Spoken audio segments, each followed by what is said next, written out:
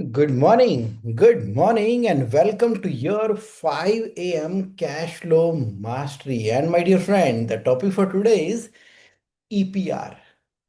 Environment neglect becomes a mental stress and cash flow problem. क्या मतलब हुआ?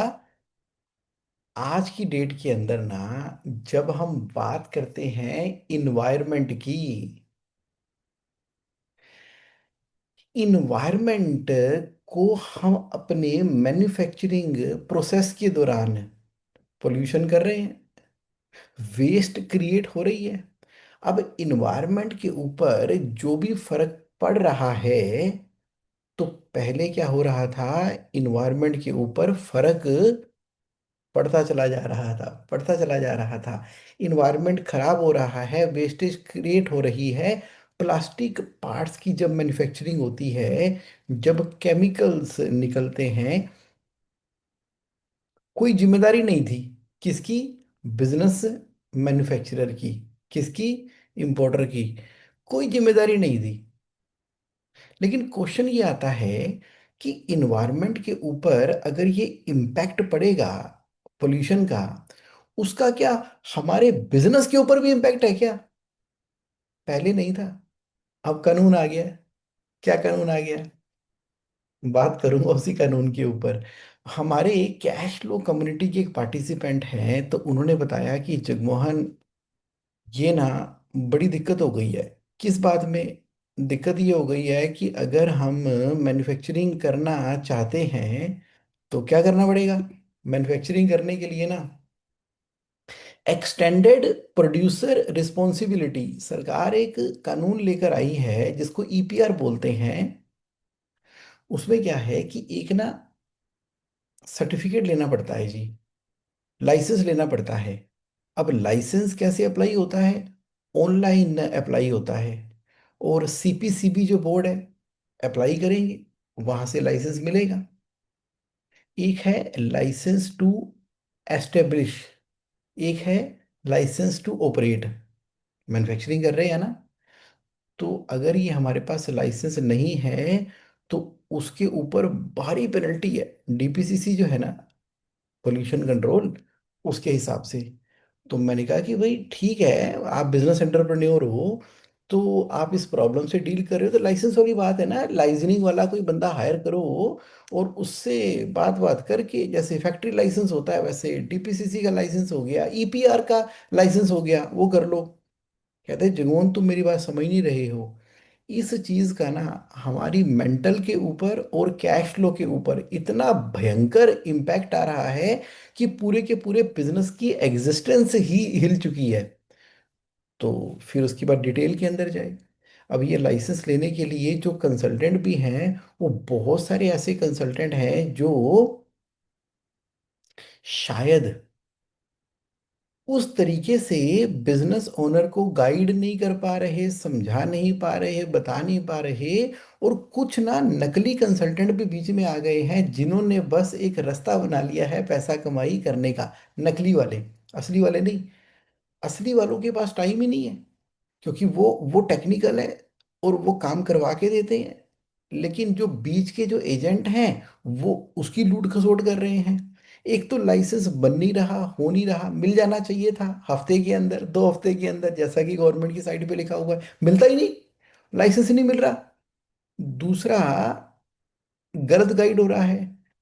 अब तीसरा जो है, इसका अंदर जो फाइनेंशियल इम्पैक्ट है ना, वो बहुत ही खतरनाक है। तो आज ना, इसलिए मुझे कैश फ्लो सेशन के अंदर सही तरीके से सही चीज आपको प्रेजेंट करने का मौका मिला है, ताकि बिजनेस की कंटिन्यूटी बहुत ज्यादा डिपेंड करती है इस वाले प्रोसेस के ऊपर। तो चलिए इसको ना बड़े अच्छे से समझते हैं कि आखिर ये एक्सटेंडेड प्रोड्यूसर रिस्पॉन्सिबिलिटी भारतीय बिजनेसेस के ऊपर किस तरीके से आ गई है और इसका क्या इम्पैक्ट है। देखो, अगर कोई भी बिजनेस इन्वायरमेंट को आज की डेट में खराब कर रहा है ना, तो सरकार की पॉलिसी आ गई है, क्योंकि अब ये ना मामला इंटरनेशनल हो चुका है।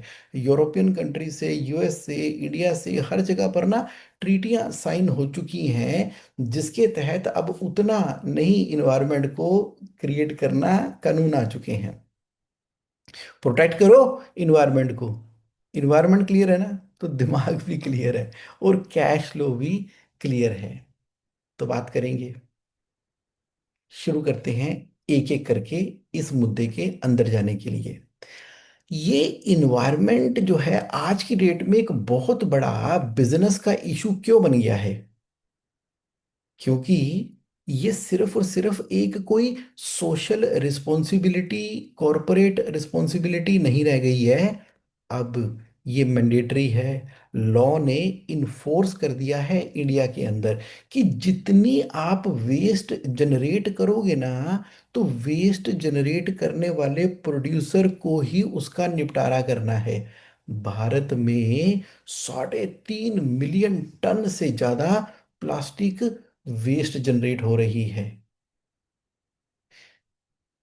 ई वेस्ट का तो आप पूछो ही मत। जिस तरह से ये मोबाइल या बाकी चीजें बैटरी आ गई है, उसका तो आप बे इंतहा हिसाब पूछो।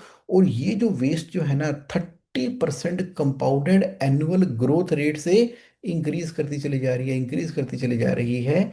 और इस वेस्ट को ठीक करने की जो कॉस्ट है ना, क्लीन अप करने की कॉस्ट है, वो 10 गुना है जितने की हम वेस्ट जनरेट करते हैं। मतलब कि अभी 30-40% ही वेस्ट का निपटारा हो पाता है। तो बाकी 60-70% वेस्ट हमारे इन्वायरमेंट पे ऐसे ही घुलती जा रही है, ऐसे ही घुलती जा रही है। पहले क्या था? बस बनाओ, देखो इन्वायरमेंट अपने आप टेकन केयर कर लेगा। अब इस सिचुएशन की, इस अलार्मिंग सिचुएशन के ऊपर ना कानून बन चुका है। Extended producer responsibility. प्रोड्यूसर की जिम्मेदारी है। मतलब क्या हुआ कि अब वो पॉलिसी आ चुकी है जिसके अंदर फाइनेंशियल और फिजिकल रिस्पॉन्सिबिलिटी किस चीज की? डिस्पोज करने की। क्या चीज? जो भी हम वेस्ट जनरेट करते हैं। लीगल अकाउंटेबिलिटी क्या है? लीगल अकाउंटेबिलिटी ये है कि जो मैन्युफैक्चरर है वो कलेक्ट करेगा, जो वेस्ट है ना, पैदा किया वेस्ट कलेक्ट करेगा, उसको रिसाइकिल करेगा। ऐसे नहीं कि बस अब बनाई प्लास्टिक के प्रोडक्ट और केमिकल के प्रोडक्ट और बैटरियां और ई वेस्ट जो है मार्केट में कर दी। नहीं, हमारी रिस्पॉन्सिबिलिटी है। सेल करने के बाद भी हमारी रिस्पॉन्सिबिलिटी है। यानी कि ये ना केवल हमारी लीगल रिस्पॉन्सिबिलिटी आ गई, बल्कि जो कस्टमर हमारे प्रोडक्ट बेच रहे हैं ना, पैकेजिंग का मटेरियल हो गया, इलेक्ट्रॉनिक डिवाइस हो गई, उसका पैकेजिंग का मटेरियल हो गया, जो भी उसके अंदर प्लास्टिक की आइटम होती है, उसको प्रॉपरली प्रोसेस करके, तभी आपने देखा होगा पूरे के पूरे भारत के अंदर वेस्ट कलेक्शन यूनिट ना बिल्कुल नेक्स्ट लेवल के ऊपर बननी शुरू हो गई है इस कानून के आने के बाद। अब हुआ क्या कि रिस्पॉन्सिबिलिटी शिफ्ट कर दी गई है प्रोड्यूसर के ऊपर, और उनको ना इंसेंटिवाइज भी किया जा रहा है। बताता हूँ, पूरा बताता हूँ, खोल के बताता हूँ, आज जरा समझ लो कि है क्या और किसके ऊपर अप्लाई हो रहा है।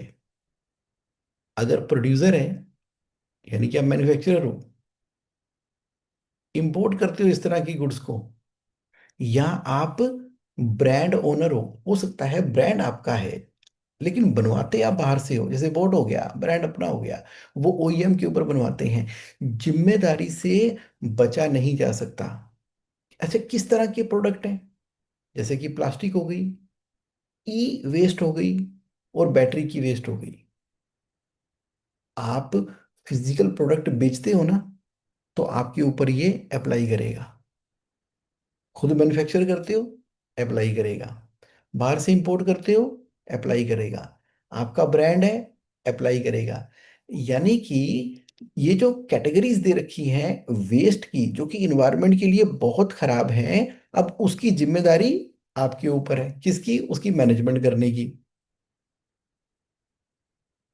अब तो अगर आपके पास ये लाइसेंस टू एस्टेब्लिश और लाइसेंस टू ऑपरेट नहीं है ना, तो काम ही नहीं कर पाओगे। ह्यूज पेनल्टियां इसके ऊपर लगा दी गई हैं, और ऑपरेशन चलता चलाता बिजनेस बंद हो जाएगा। तभी मैं इसको कैश फ्लो के विषय के रूप में आपके पास लेकर आया। गवर्नमेंट ने ना एक प्रोसेस बनाया हुआ है जिसके अंदर जो जो लोग ये सारे के सारे काम कर रहे हैं, क्या सरकार को नहीं पता लग रहा? आजकल एआई का जमाना है। अब जीएसटी का पोर्टल है, वहां से पता लग रहा है कि आपका जो एचएसएन कोड है, एचएसएन कोड तो है ही है ना। जब आपने अपना जीएसटी नंबर लिया हुआ है, अपने आप को मैन्युफैक्चर रजिस्टर्ड करवा रखा है, एमएसएमई के अंदर भी करवा रखा है, जीएसटी की रिटर्न फाइल कर रहे हो, उस प्लास्टिक का, उस ई वेस्ट का, उन उन उन प्रोडक्ट की आप मैन्युफैक्चरिंग करते हो, तो सरकार के पास तो पूरा का पूरा डाटा है ना कि आपने कितने लाख के, कितने करोड़ की बना के सेल कर दिए, कहाँ पर मैन्युफैक्चरिंग कर रहे हो। जब हम इंपोर्ट करते हैं किसी भी प्रोडक्ट को, तो वहां पर भी तो आइटम कोड के हिसाब से इंपोर्ट करते हैं ना। तो क्या भारत सरकार को पता नहीं है कि आपने ही इंपोर्ट किया था? अब अगर गंद हमने फैलाया है तो सफाई भी हमने करनी है, वेस्ट की मैं बात कर रहा हूं। आप कह रहे हो कि अच्छा, ये तो जुनून मतलब हमारी अवेयरनेस में नहीं था, हम तो मैन्युफैक्चरिंग किए जा रहे हैं, किए जा रहे हैं, किए जा रहे हैं। बहुत सारे एरियाज तो भारत में ऐसे हैं जिनको पता ही नहीं है कि ये वाला कानून कब का आ चुका है। सीपीसीबी कौन है? सेंट्रल पोल्यूशन कंट्रोल बोर्ड है। तो उसका ईपीआर पोर्टल है, और जो एजेंसीज हैं वो इन डाटा को कलेक्ट कर रही हैं पूरे भारत के अंदर, और आइडेंटिफाई कर रही हैं कि जो जो बिजनेसेस इस तरह के प्रोडक्ट को बनाते हैं और उसको बेचते हैं, तो क्या उनके पास लाइसेंस है, और उसके बाद वो उसका निपटान करते हैं, वो लाइसेंस बाय करते हैं, और वो जो है क्वार्टरली अपनी रिटर्न फाइल कर रहे हैं कि इस क्वार्टर में कितना जनरेट किया। उसके ना पर केजी के पैसे जमा कराने पड़ते हैं। पता ही नहीं है, पता लगे 20 लाख का एक साल में था, 2 सालों में 40, 3 सालों में 60, 60 लाख रुपए की सडनली आपके ऊपर डिमांड नोटिस आ जाए। आपको यार ये कौन सा नोटिस आ गया मेरे ऊपर 60 लाख रुपए का? अच्छा, उसके ऊपर इंटरेस्ट अलग, पेनल्टी अलग, ये कौन सा नोटिस आ गया? हमको पता ही नहीं था। ये क्या होता है जी? ये बताया ही नहीं किसी ने। इस तरह का कानून भी लग गया है। सुन लो, समझ लो। आज जो है मैं बेसिक लेवल के ऊपर आपको अवेयर करवा रहा हूं। उसके बाद अगर आप और कहोगे तो आपकी इंडस्ट्री स्पेसिफिक और डिटेल में जाके इसके पूरे की पूरी कॉन्फ़िगरेशन निकालूंगा। पहले आज ना, कैश फ्लो कम्युनिटी वालों समझ लो, हमारे चलते चलाते बिजनेसेस जो है ना, कई मेरे जानकार हैं, एक तो जिन्होंने मुझे फोन भी किया, तो बहुत भयंकर मेंटल प्रेशर क्रिएट हो गया है। तो आप कह रहे हो कि यार जगमोहन मतलब करना क्या है, ये ठीक होगा कैसे, ये प्रोसेस क्या है? मान लो ठीक है, एक्सटेंडेड प्रोड्यूसर रिस्पॉन्सिबिलिटी हमारी आ गई, तो हमने फिर रजिस्ट्रेशन करवाना कहाँ पर है? सबसे पहले तो आइडेंटिफाई करो कि आप कौन सी कैटेगरी के अंदर आते हो। आप मैन्युफैक्चरर हो, इंपोर्टर हो, कौन सी कैटेगरी के अंदर आते हो? उसके बाद आप ये देखो कि आप किस तरह की वेस्ट जनरेट कर रहे हो। प्लास्टिक वेस्ट है, मोबाइल वगैरह का बिजनेस है, ई वेस्ट है, बैटरी का बिजनेस है। तो हर कैटेगरी के लिए स्पेसिफिक रिक्वायरमेंट दी गई है। अब क्या किया आपने? CPCB, central pollution control board की वेबसाइट पे चले जाओ। अच्छा, गवर्नमेंट की फीस कितनी है? जीरो। रजिस्ट्रेशन करवाने की कोई कोई कोई फीस नहीं है सीपीसीबी की। लेकिन जो कंसल्टेंट आज की डेट में मार्केट के अंदर हैं, वो 8,000 से लेके 15,000 तक की अपनी फीस चार्ज कर लेते हैं। फिर बोलते हैं कि 7-8 दिनों में आपका सर्टिफिकेट जनरेट हो जाएगा जी, कि जो कोई जनरेट नहीं होता जो कि मिलता नहीं है। हाँ जी, बताते हैं, करते हैं, हो जाएगा, देख रहे हैं, ले लेंगे। अब कोई 50,000 चार्ज कर रहा है, कोई कहता है आपकी फाइल फंस गई है जी, अभी हो नहीं रहा है जी, पैसे लगेंगे जी, 2 लाख 5 लाख लगेंगे। सीपीसीबी के पोर्टल के ऊपर जो है कोई भी फीस नहीं है, जीरो फीस है। जब इसको रजिस्टर करवाना है, अपनी कैटेगरी को आइडेंटिफाई किया, पोर्टल पे गए, रजिस्टर कराया। अब हमने वहां पर ना एक्यूरेटली डाटा सबमिट करना है।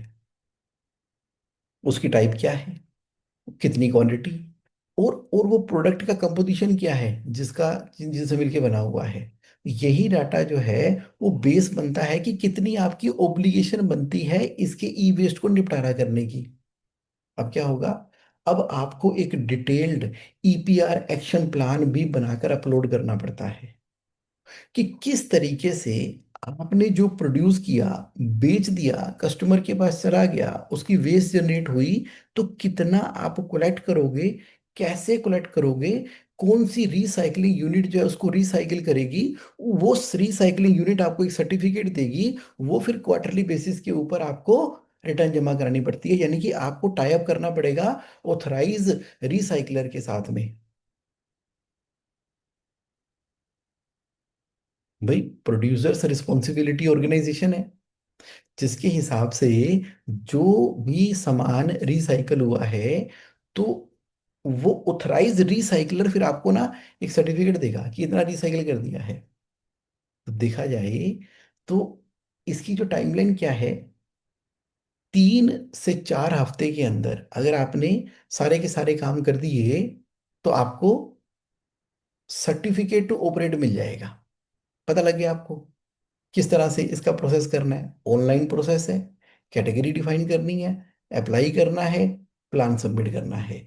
तो जो बीच की चीजें हैं, जैसे कि ईपीआर एक्शन प्लान लगाना, ये करना वो करना, ये सारा काम जो है वो कंसल्टेंट ले लेते हैं पैसे, और ये काम करवा देते हैं।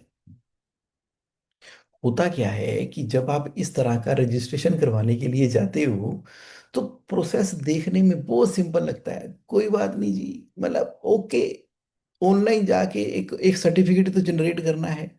लेकिन जब उसको भरने के लिए बैठते हो तो समझ नहीं होती आगे क्या करें, ये कौन कौन सी रिक्वायरमेंट इसके अंदर आ गई है, फॉर्म ही भरना समझ नहीं आ रहा है।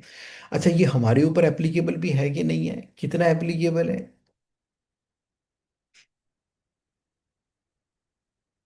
दूसरी समस्या क्या आती है कि क्वांटिटी की तो ट्रैकिंग ही नहीं हो पाती, क्योंकि बिजनेस के अंदर कोई इन्वेंट्री रिकॉर्ड तो बन नहीं रहे। हाँ जी, कोई इंटरनल प्रोसेस सेट नहीं है, ना पीओ सिस्टम बना हुआ, ना एसओ सिस्टम बना हुआ, इन्वेंट्री का पता नहीं है, किताबों में अलग एंट्री है, इन्वेंट्री है, और असली में अलग इन्वेंट्री है, सब चल रहा है प्रोग्राम।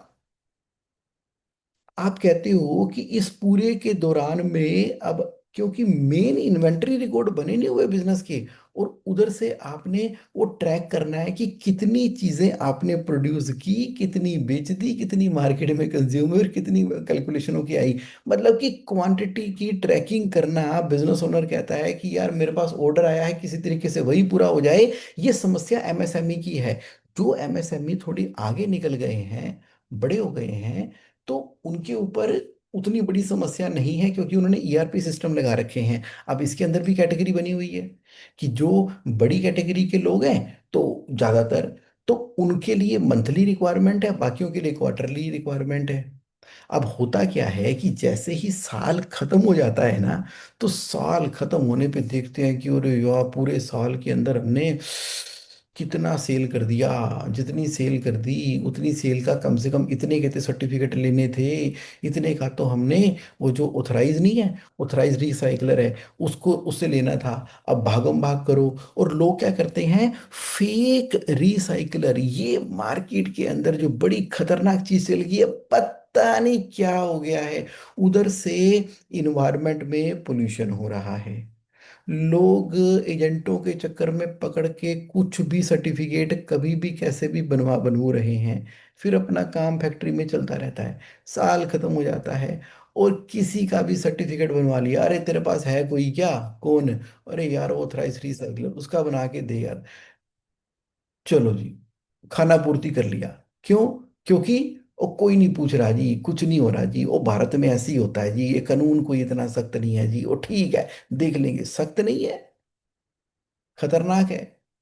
एक बार ना मैं आपको रियल एग्जांपल देता हूँ, रियल एग्जांपल देता हूँ। अब एक बिजनेसमैन है, अब वो प्लास्टिक की मैन्युफैक्चरिंग करते हैं, उन्होंने ईपीआर को निगलेक्ट कर दिया, पता ही नहीं, वो कहते हैं डीजे लगाए, देखी जाएगी, जो होगा कर लेंगे। अब नॉन कंप्लायंस का जरा थोड़ा सा सिनेरियो देखें। वो क्या प्रोड्यूस करते हैं? प्लास्टिक पैकेजिंग यूज करते हैं, प्रोडक्ट डिस्ट्रीब्यूशन वाली। अब मान लो 50 मीट्रिक टन जो है वो हर साल में उसकी प्रोडक्शन करते हैं। अब ईपीआर की कॉस्ट कितनी आएगी? मान लो जो कंप्लायंस कॉस्ट है वो 40 रुपए पर किलोग्राम है। मतलब ये तो वेरी कर सकती है ना, कि किस तरह का मटेरियल है, टाइप है, तो आप 40 रुपये मान लो एक बार के लिए। तो 50 मीट्रिक टन हो गया, 40 रुपए के हिसाब से कितना हो गया? 20 लाख रुपए का हो गया। मतलब कि अगर आपने रिसाइकलर के सर्टिफिकेट और ऑर्गेनाइज नहीं किए हैं, ट्रैकिंग सिस्टम नहीं लगाया है, इंटरनल कंट्रोल नहीं लगाया है, और 1 साल बीत गया, 2 साल बीत गए, 3 साल बीत गए, तो अगर वेस्ट का निपटारा करने 40 रुपए की कॉस्ट थी, तो कितना हो गया? 60 लाख रुपए। 60 लाख तो वो है, अभी पेनल्टी नहीं जोड़ी। पेनल्टी पता कितनी है? 10 लाख रुपए से लेके 1 करोड़ तक की पेनल्टी है। आप लगा लो, 60 लाख इधर, 1 करोड़ इधर, डिमांड निकल के आ गई, 1 करोड़ 60 लाख रुपए। आप बताइए ये क्या हो गया? आपने जी ईपीआर की कंप्लायंस नहीं की। वो क्या था जी? आपने गवर्नमेंट की साइट पे जाके अपने आप को रजिस्टर करना था, फिर ऑपरेट करने का लाइसेंस लेना था, फिर आपने रिसाइकल से अरेंज करना था, फिर आपने पूरा ट्रैकिंग सिस्टम बनाना था, क्वार्टरली रिटर्न फाइल करनी थी, इतना प्रोड्यूस किया है, इतना माल वापस हमारे पास आया है, इतना हमने इकट्ठा किया है, इतना रिसाइकलिंग वाले ने रिसाइकिल कर दिया है, उसका सर्टिफिकेट मिला है। वो अगर आप करते तो ये पैसे ना देने पड़ते आपको, ना लगते आपके ऊपर। आपने किया ही नहीं, क्योंकि हमारे पास आपका सारा का सारा डाटा अवेलेबल है कि आपने सेल तो की है। कैसे पता लगा? जीएसटी की रिटर्नों से सरकार को तो पता लग ही जाएगा।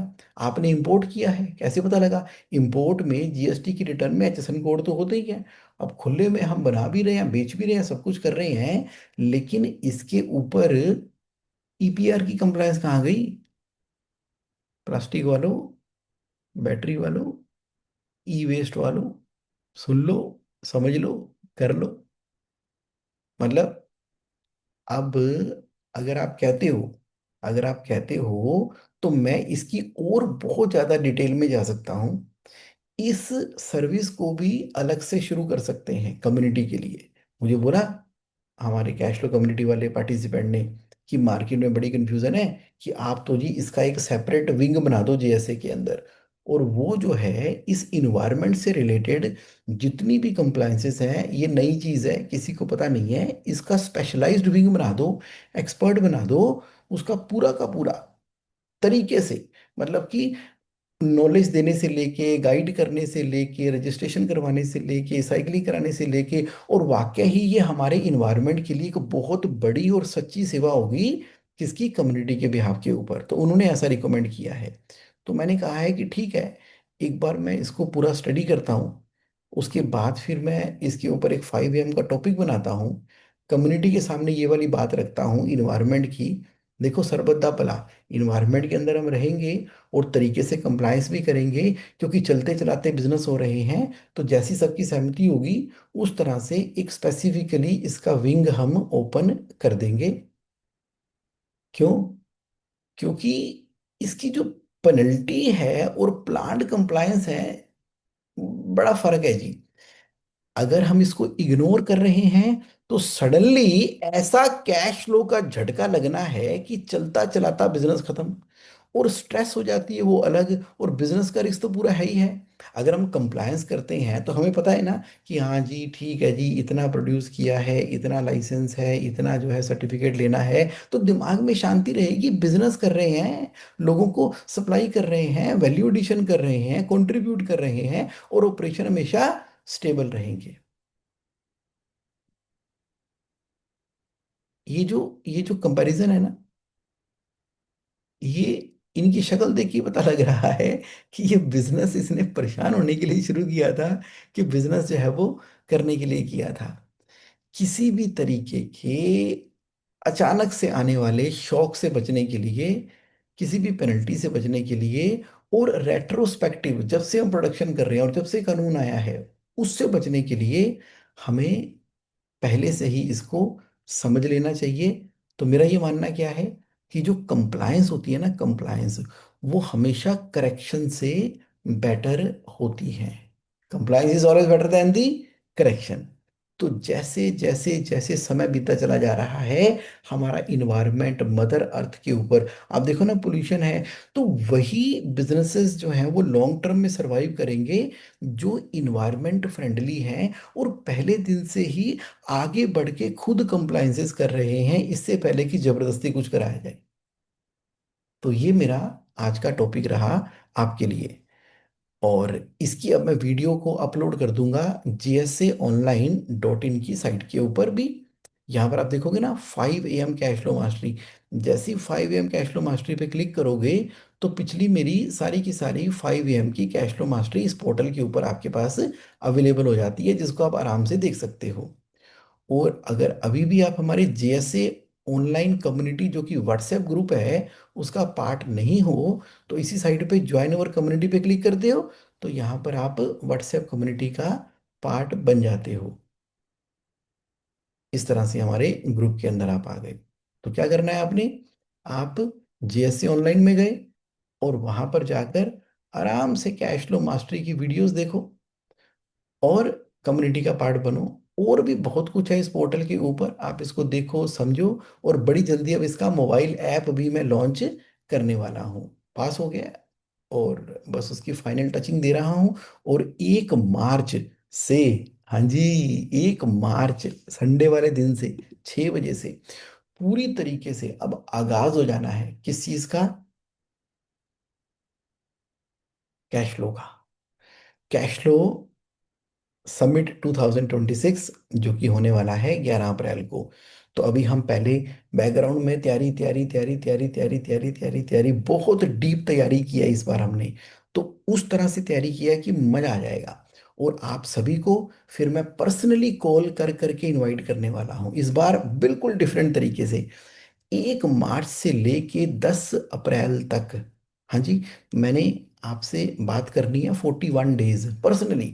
और फिर आपको बोलना है कि आप भी अपनी कम्युनिटी में जो लोग हैं उनको भी कैश फ्लो के बारे में अवेयर करो और उनको कैश फ्लो समिट में लेकर आओ तालकटोरा स्टेडियम में 11 तारीख को। तो इसकी हम काम करना शुरू कर रहे हैं, क्योंकि कैश फ्लो ना इतना इम्पोर्टेंट है, इतना इम्पोर्टेंट है। और जब इसकी हम डीप से डीप से डीप की तैयारी में जाते हैं और वहां से देखो क्या निकल कर आया, EPR भी निकल कर आ गया, एक्सटेंडेड प्रोड्यूसर रिस्पॉन्सिबिलिटी। मतलब उस तरह की भी कंप्लायंस के हम इग्नोरेंस नहीं कर सकते जिसको कि तरीके से करना जरूरी है।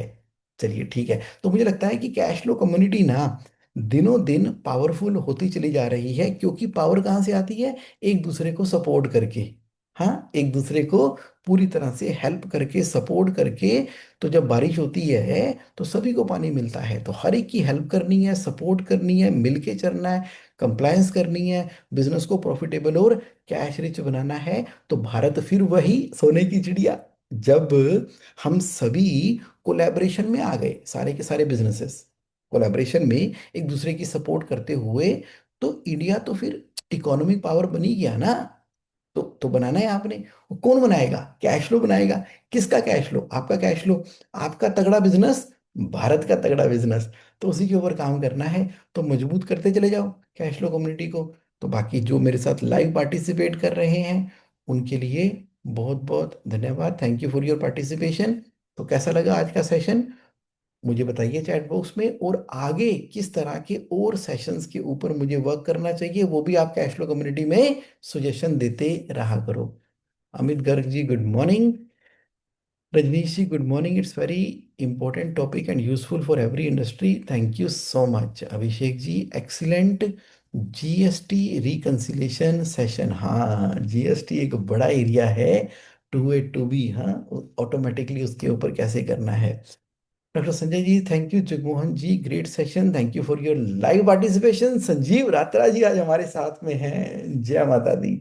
सर ਤੁਸੀਂ ਆਲਵੇਜ਼ ਗ੍ਰੇਟ ਹੋ, ਔਰ ਸੰਜੀਵ ਜੀ ਤੁਸੀਂ ਗ੍ਰੇਟ ਹੋ, ਤੁਸੀਂ ਮਾਂ ਦੀ ਕਿਰਪਾ ਲਿਆਂਦੇ ਰਹਿੰਦੇ ਹੋ, ਸਭ ਨੂੰ ਵੰਡਦੇ ਰਹਿੰਦੇ ਹੋ ਗਰੁੱਪ ਤੇ, ਤੁਸੀਂ WhatsApp ਤੇ ਸਟੇਟਸ ਤੇ ਤੁਹਾਡਾ ਪਤਾ ਲੱਗਦਾ ਹੈ, ਚਾਰੋਂ ਪਾਸੇ ਸੁੱਖ ਹੋਣ ਕਿਸੇ ਨੂੰ ਨਾ ਦੁੱਖ ਹੋਣ। ਸੰਜੀਵ ਜੀ ਮਜ਼ਾ ਆਉਂਦਾ ਤੁਹਾਡੇ ਨਾਲ। Pankaj ji thank you sir ji, great insight, thank you. चलिए समय हो गया है और अब हम फिर मिलेंगे नेक्स्ट सैटरडे और डिटेल टॉपिक पे अंदर जाएंगे।